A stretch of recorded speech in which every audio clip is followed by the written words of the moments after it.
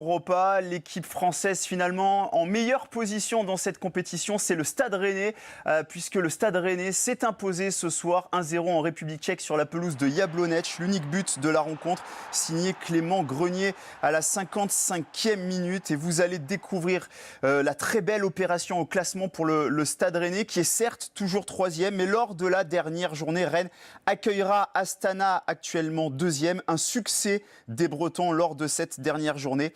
Et Rennes sera qualifié pour les 16e de finale de cette Ligue Europa.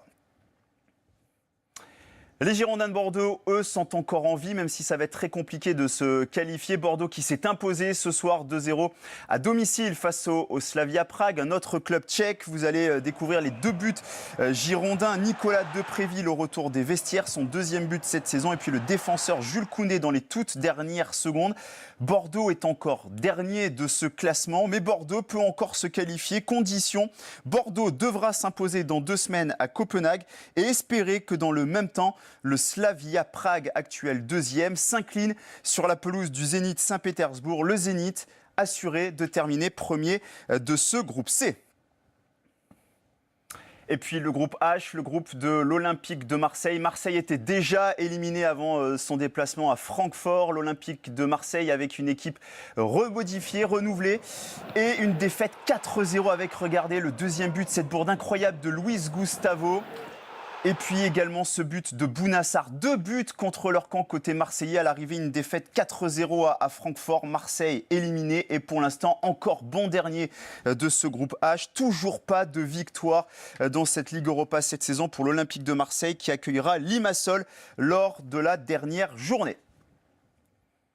On va découvrir le programme complet, les résultats de cette soirée en Ligue Europa pour voir que Chelsea s'est imposé 4-0 face au PAOK Salonique avec un doublé d'Olivier Giroud. Chelsea assuré de terminer premier de son groupe. Arsenal également assuré de terminer premier de son groupe après son succès 3-0 face au Vorskla Poltava.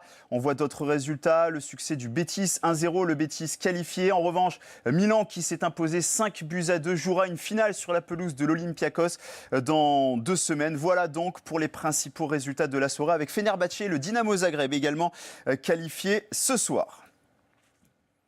Après la Ligue Europa, on va replonger dans la Ligue 1 dès demain, le début de la 15e journée. On va découvrir le programme complet de cette